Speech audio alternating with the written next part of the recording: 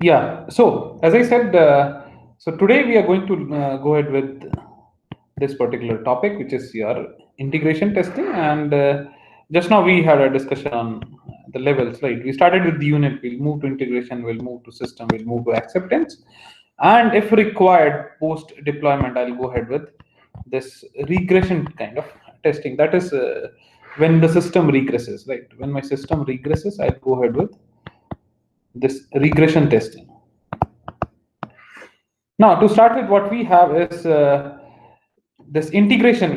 Integration is the set of interactions among the components, and it's like I have a component C1, I have a component C2, then somewhere there is something called as this particular integration. You can call it as I1. Right. So it's like I have module M1, module M2, module M3, and somewhere, I'll these particular modules will be working hand in hand. So my module M1, your M2, your M3 will be somewhere like this. So integration testing is nothing but the second level of software testing process, that is after your unit testing, right? Second level means this is what my first level is. This is my second level, right? So this integration testing is nothing. Sorry, the integration testing is nothing but the second level testing. And immediately after the unit testing, we are going to go ahead with your integration testing, where the units, or maybe the components or the parts or the individual components of your softwares are tested in a group, you can say. And the focus of this integration testing is to once again uncover the defects at the time of interaction between the integrated components, right? So that means we have some interaction among modules, and then our focus is to uncover the defects, unlike our previous testing techniques where the aim was to uncover the defects. Here also we are going to go ahead with the same. So unit testing, uses modules for testing purposes, and these modules are combined and tested in case of your integration testing. And the software which is developed normally, it has number of modules, and it can be coded in a different way with by different programmers, right? So if suppose I have a time team size of, let's say, T1, T2, T3, and it's like the overall team size as T, which is nothing but your T1 plus T2 plus T3. So each of these team will be having different style of coding. Even after providing certain standards for coding, then also there will be some or the in some or the other sense there will be some plus or minus in the coding style. So the goal of my integration testing is to check the correctness of communication among all these things, right? Right. So this is the communication among all these modules. And once all the components are or the modules are working independently, then we check the data flow or the control flow between the dependent modules, and that particular part will be your integration testing. So it's like your C1 went for individual unit testing, C2 went for individual testing. Then we have combined C1 and C2, and then we are going ahead with this integration testing. That's how we proceed in this particular case.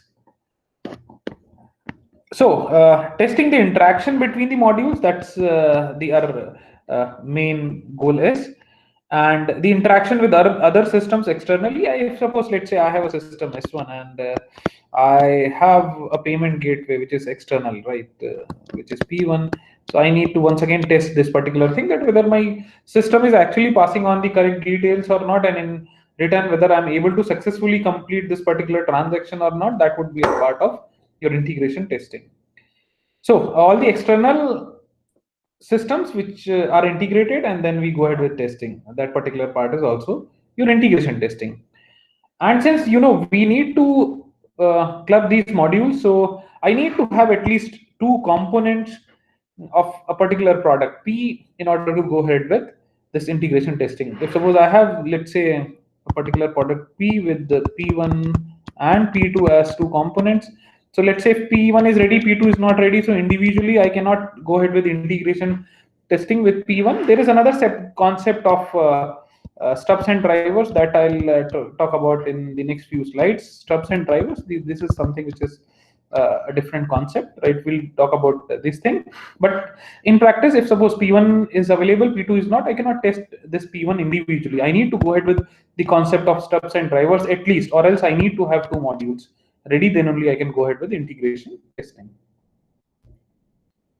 And all the defined interaction among the components of the product needs to be tested, right? All sorts of communication which are happening among these two uh, are tested, ultimately. Then once we have, let's say, a module in general which is designed by an individual software developer, and whose understanding and whose programming logic uh, sometimes may differ from the other programmers, right? So integration testing then becomes very necessary in order to verify that all the software modules are working in Unity or not.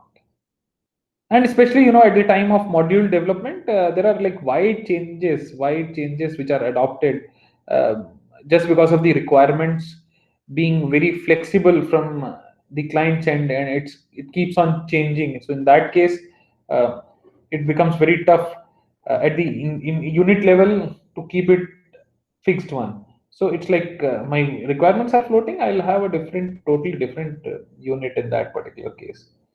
And then at the time of module development, there will be wide chances of acceptance of those changes. So these new requirements may not be unit tested, and hence your system integration becomes very necessary. Plus, on top of it, the interfaces of the software modules with the database could be erroneous. And your external hardware interfaces, if any, could be erroneous, and your inadequate exception handling could cause some issues. Now, in case of integration testing, the main focus is mainly on the interfaces and your flow of data, or maybe the flow of information that is between the modules.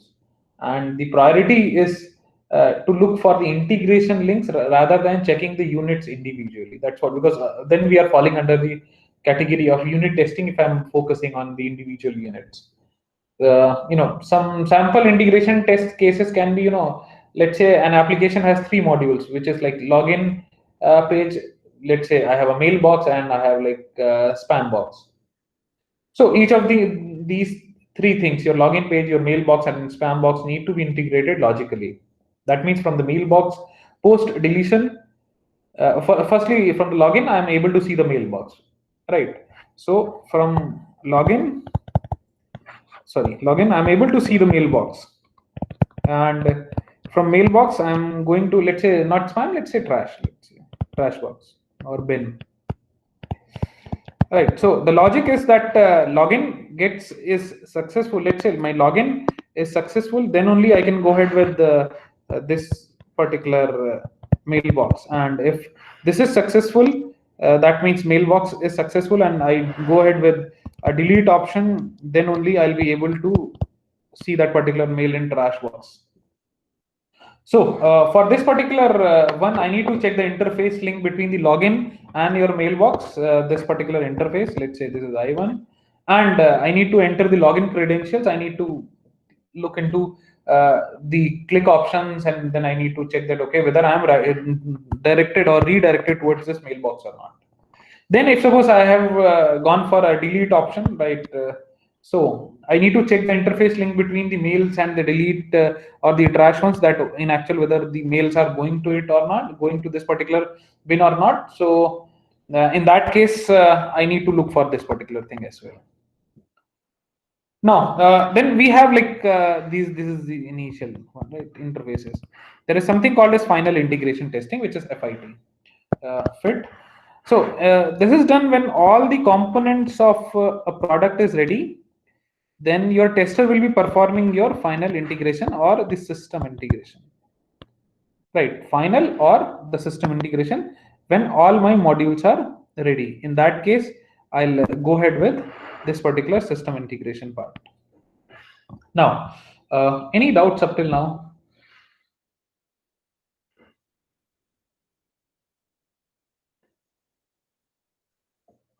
Any doubts up till now? So we can, we'll move further then.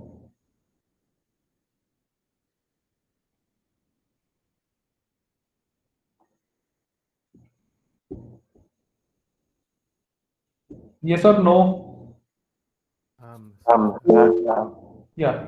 the who sees the whole product first? Is it the testers or is it the coders? What I mean is, Yeah. the coders work on the individual modules, but who sees the final entire thing assembled together first? Is it the testers or Yeah, is it still with the testers. See, as far as the final integration testing is considered, still with the testers. System acceptance testing will be something which is different. This is system integration. So still with the testers only. Right, still with the testers only. Any other doubt?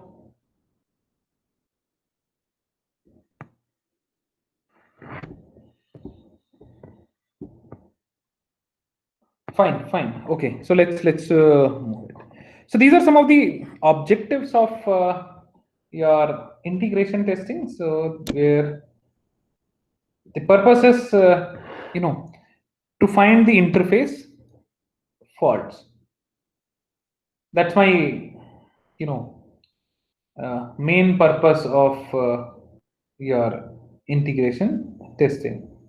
Idea is to find the faults with the interfaces and to ensure the correct working of the integrated module. That's how we go ahead with this particular integration testing. I can enforce probable parallel development of modules, right? So suppose I have module A1, I can enforce A2 ready. Then once A1, A2 ready, let me go ahead with integration testing, right? So I am enforcing because there will be a peer pressure that okay, once A1 is ready, post the unit testing, I don't have any other option for my testers to do, right? Unit testing done. Now I have to wait for this module A2 to get ready, right? And in the meantime, my testers will sit idle. So it's better to go ahead with parallel development and come up with A1, A2 in a very short span of time parallelly, and that would lead to like testing A1 first and immediately testing A2 by integrating it after the unit testing, of course. Right. So this enforces the parallel development of modules as well.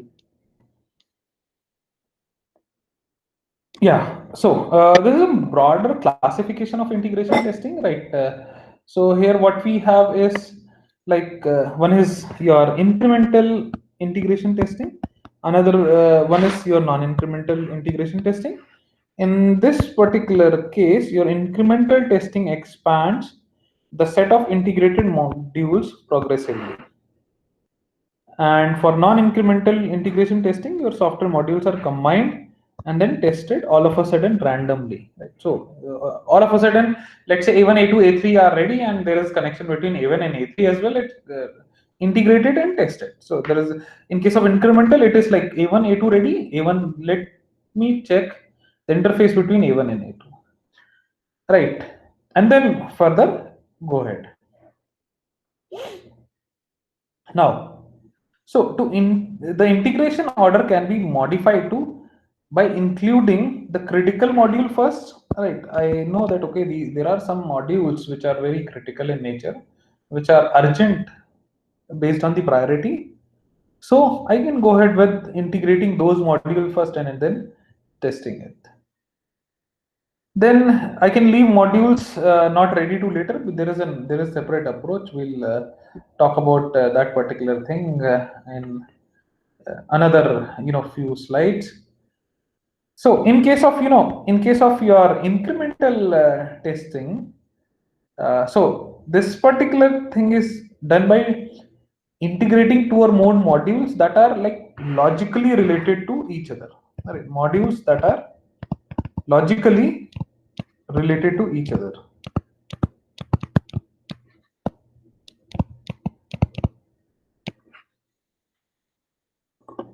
And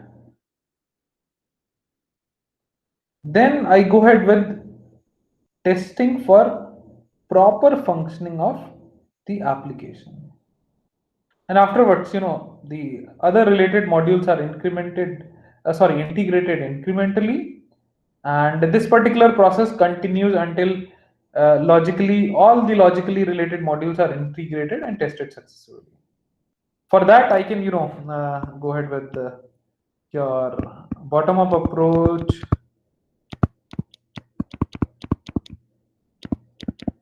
or I can go ahead with your top down approach. So I have like two options for this incremental testing. We'll see some more options as well. We'll see some more options as well. We'll see Big Bang. We'll see sandwich integration testing and all in the coming slides. So what we have is, like, I can include the critical modules first, and I can leave the modules which are not ready to the later stage as well.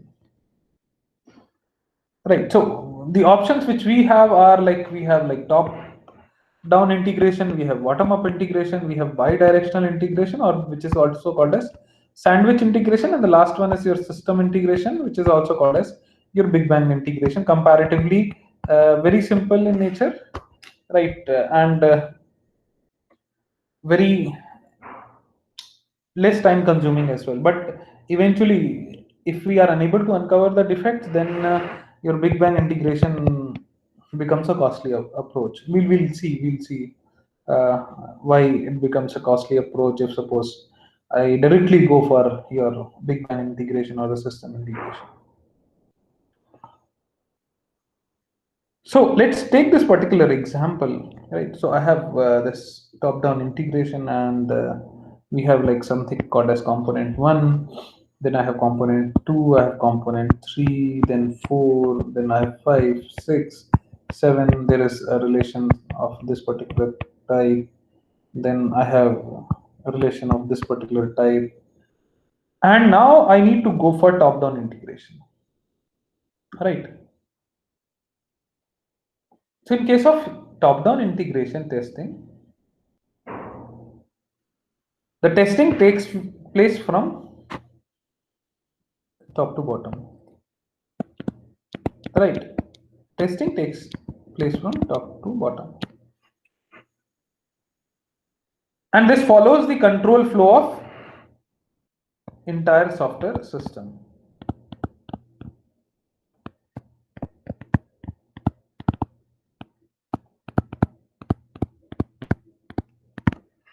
So the higher level of the modules are tested first, and then the lower level of modules are tested and integrated in order to check this overall software functionality. And if suppose some of the modules are not ready, then we go ahead with stubs. Right, then we go ahead with stubs. Actually, stub is something which is a module which is under test. And there is another concept which is called as driver. Right. So this is something which is a module which is to be tested.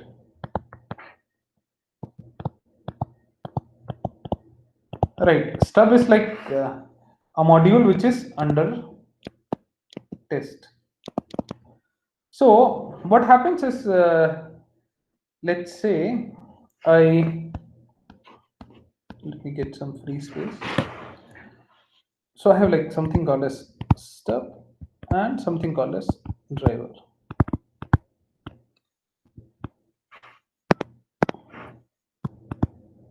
Right. So these two things are nothing but the dummy modules.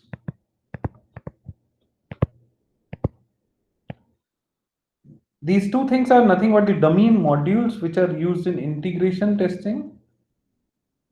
The basic idea is to facilitate the software testing activities by providing these dummy modules in case of the actual modules are not ready. So these programs acts as your substitutes for the missing models in the testing.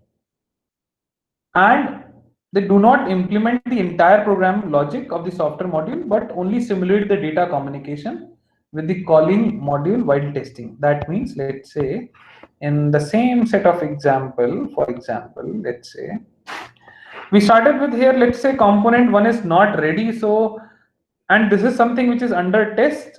And since I'm going to test this particular interface, this one is ready, this is not. So I'll introduce something called as stub over here for this component, and because this is under test, and this will be, the purpose is that not the entire logic will be added in this particular stub, but the only thing which, or the only functionality of this stub will be just to pass the variables or the values, or just to communicate with component 2.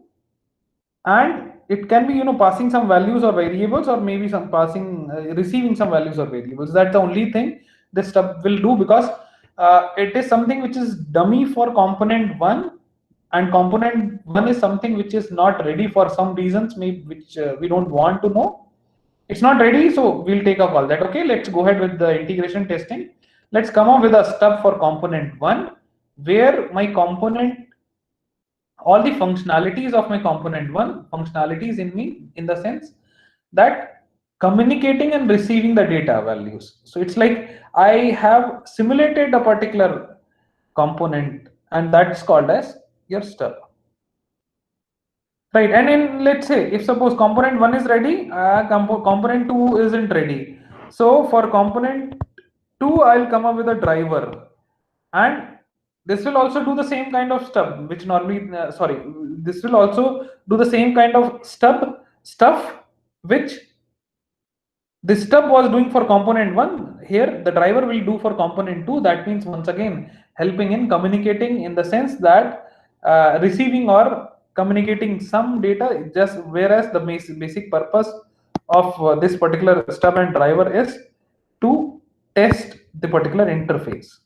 I don't have to worry about this individual component, right? I need to see that, okay, this communication works fine or not. That's the major, that's the major purpose of this particular thing. So in this particular one, how we are going to approach is, we went for testing 1 and 2, we went for testing 1 and 3, we went for testing 1 and 4, we went for testing 1, 2 and 5. 1 and 2, 1 and 3, 1 and 4, 1, 2 and 5. Now 1, 2, 3, sorry, 1, 3, 6, 1, 3, 7, 1, 4, 8. Sorry. 136, 136, 37. The reason being, this is something which is common. Then 125, 136 and 37. 37 already done, 136 already done, 125 already done. So I have integrated. So interface of these two things tested. 148 is the last one. Then 148 individually tested. That means this part, because here also 14 is already done. So I'm looking for this and this, because all these things are already tested. That's how we go for top-down integration. That means following a hierarchy from top to bottom. That means the method in which the integration testing takes place from top to bottom, following the control flow of the entire software system. Higher module to be tested first, lower modules to be tested at a later stage. Right. So some advantages of this particular top-down approach. These advantages can be, we are going ahead sequentially. So the fault localization, right? Fault localization is something which is easier, and I can get an early prototype just because I'm following a pattern, and even if suppose something is not ready, I'll go ahead with stubs and drivers. My critical modules will be tested on priority, so major design flaws could be found and fixed at a very early stage in the software development. On top of it, there are some drawbacks as well, right? Drawbacks are that it requires many stubs. Right. So majorly in top-down approach, I'll be going ahead with using stubs only. And if you see that at the end, we are making a mess all here. So modules at a lower level are tested inadequately. That's one of the drawback of this top-down approach. Now let's go ahead with bottom-up approach. So what we do is, the strategy is that now the lower level modules will be tested first. Right, as you can see from the figure, higher levels are in the downward direction. So all the lower level modules are tested first, and these tested modules are then further used to facilitate the testing of higher level modules later on. Right. Now this process continues until all the modules at the top level are executed. Right, executed, or you can say tested, to be very specific. Now once the lower level modules are tested and integrated, then right, next level, then next level. That's how we proceed. And we'll be using drivers. We'll be using lot many drivers. So the sequence will be here in this case. I went for this kind of thing, right? 1 to 5, 2 to 6, 2 to 3, this. And then what I've done is I've combined it, right? This one. Then what I've done is I went for 4 7, I went for 4 7, I went for 158, 1 5 already tested. Similarly, this particular thing and this is already tested, and this particular thing, this where this is already tested. So there are some issues. Once again, in this also, my fault localization is something which is easier. See, in both top-down approach and bottom-up approach, the localization of my fault is something which is very much easier. And I don't need to waste the time for all the modules to be developed, because I am not going for any big bang approach. But yes, there are some drawbacks, right? So my critical modules, that means the top level of software architecture, which controls the flow of application, are tested in a haphazard manner, and these critical modules may be prone to defects. And eventually, the prototype might not be possible in this particular case. Right, prototype might not be possible in this particular approach. Now next is your bidirectional one. Okay, but before bidirectional, any doubts in the previous two? Any doubts in stubs? Any doubts in drivers?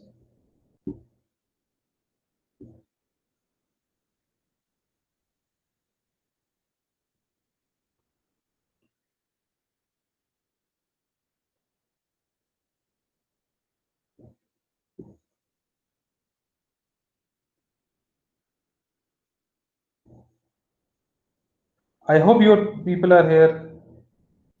Sir, when the Once stubs again, and I can see some new, not faces, I mean new attendees, because we don't have a physical class, so I cannot see the new faces. Yeah, Jen, you have some doubt.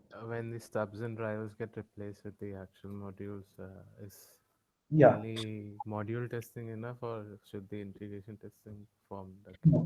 So, see, once since we went for your integration testing, and eventually one or two modules were not ready, so either we went for coming up with stubs or we went for coming up with drivers. See, combination of stubs and drivers, that means I have stub here, I have driver here. This is not possible because then entire system does not exist, right? So either I'll have stub or I'll have driver. In 2 3 layer architecture, that will be totally a different thing that we'll discuss once again in the coming slides. But at this moment of time, I need to replace either the stubs or the drivers at a later stage of time, and then I don't need to check it because the actual purpose of my of my module was tested with the help of a stub or the driver. And individually, a component itself goes for unit testing. Right? We have already tested the interface with the help of either stub or a driver, but at an individual level, what I have done is I went for testing that particular module which was not ready. So once the module gets ready, I'll go ahead with unit testing. In that case, I'll verify that particular thing, and interface I've already tested with the help of the driver, with the help of either the stub or the driver. I hope I'm able to clarify the doubt. Okay, Jen. Anyone else having any other doubt?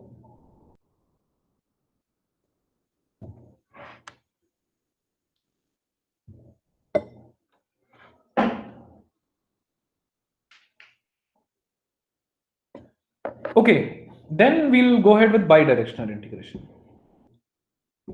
So this is something which is, also called as your sandwich integration, right? And here the number of steps gets reduced drastically. And I mean, yeah, I should write the name. This is your sandwich integration testing.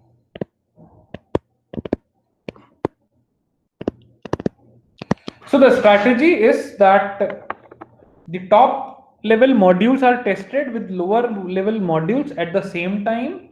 Lower level modules are integrated with top modules and tested as a system. So it becomes the combination of your top down and bottom up approach both. So this sandwich is also called as, or the bidirectional integration testing is also called as hybrid integration testing. Right, hybrid integration testing. So that means I have like top down, I have the bottom up, right, and in between I have this hybrid.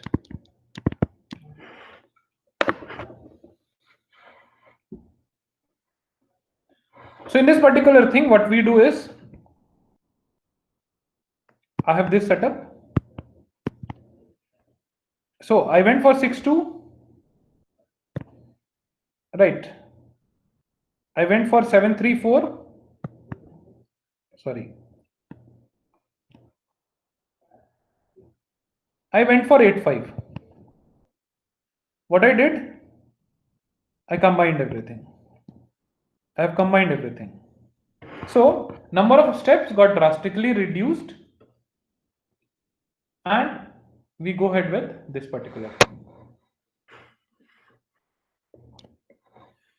Now next is your system or the Big Bang integration, in which what we do is that all the components of the system are integrated and tested as a single unit, right? So system integration is a part of all the three methodologies discussed above. That means the last step of bidirectional or hybrid or sandwich, or the last step of your bottom up, or the last step of your top down is nothing but the system integration testing, or you can call it as a Big Bang integration. So this is how we have, this is there. So this is nothing but the unit testing at an individual level. Now test it, test these interfaces and done. Right, test these interfaces and done. So it's like what we have done is we have went for testing 1, 2, 3, 4, 5, 6, 7 individually, and then test the interfaces in one go. Right. So the only problem with this is that tracking becomes very tough if we identify some errors, or else I'm able to optimize. That means lot many steps I'm reducing. I'm reducing the testing efforts and I'm removing the duplication in testing, which we observed in the previous cases. I'm integrating all the components in one go and I'm going to test it for only once. That's the major advantage of your system testing. There are some drawbacks of system testing as well. That means if failure occurs, then it becomes difficult to locate the errors. Right, how to identify? I've already tested the entire product as a whole. Now, once again, I have to either go for top down or bottom up in order to identify that particular problem. So debug cycle may eat away a lot amount of time. As interface testing, the first three techniques need to be done again.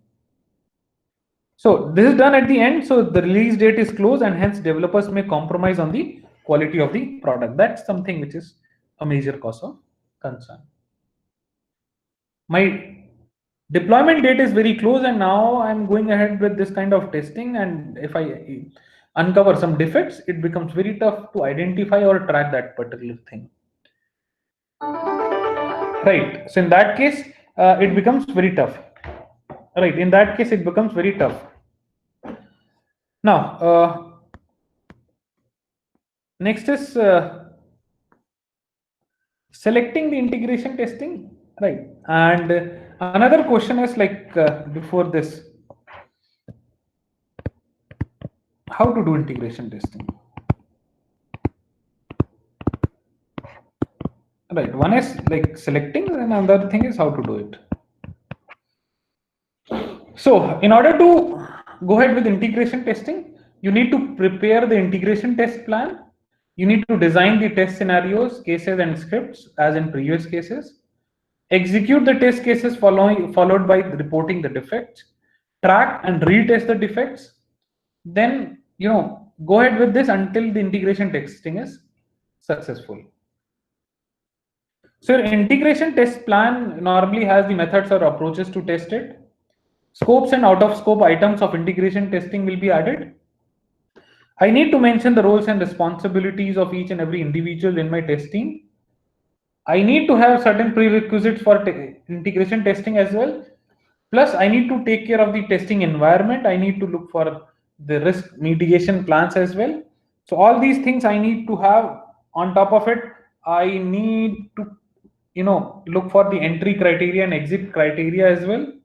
That means, go ahead with unit testing, or the modules which are available are unit tested or not. Then your high prioritized bugs will be fixed and closed. Then all the code modules need to be coded and completed and then integrated successfully. Your integration test plans or the test case or the scenarios need to be signed off and well documented. The required test environment to be set up for integration purpose as well. Then on top of it, I need to have some exit criteria as well, where your exit criteria includes your successful testing of the integrated application, your executed test cases are well documented, and then all high prioritized bugs are fixed and closed. And of course, your technical document need to be submitted, followed by your release notes. Now, how to select the integration testing? When I have the clear requirements and design, I'll go ahead with top-down approach, a very thorough and comparatively very easy. I have dynamically changing requirements because, see here, clear requirements are there, then I'll go ahead with critical modules first. My requirements are dynamically changing, right? My design and architecture is changing, I'll go ahead with bottom-up. I'll have changing architecture and stable design, I'll go ahead with bidirectional. I have limited changes to the existing architecture, I'll go ahead with system. And in case of combination of above, I need to select on the one of the technique based on the careful analysis of it. So next we have client server integration, that is your 2-tier or 3-tier one. And this particular thing we'll discuss in our next class. And in the meantime, if you have any doubts, then we can have a discussion on it.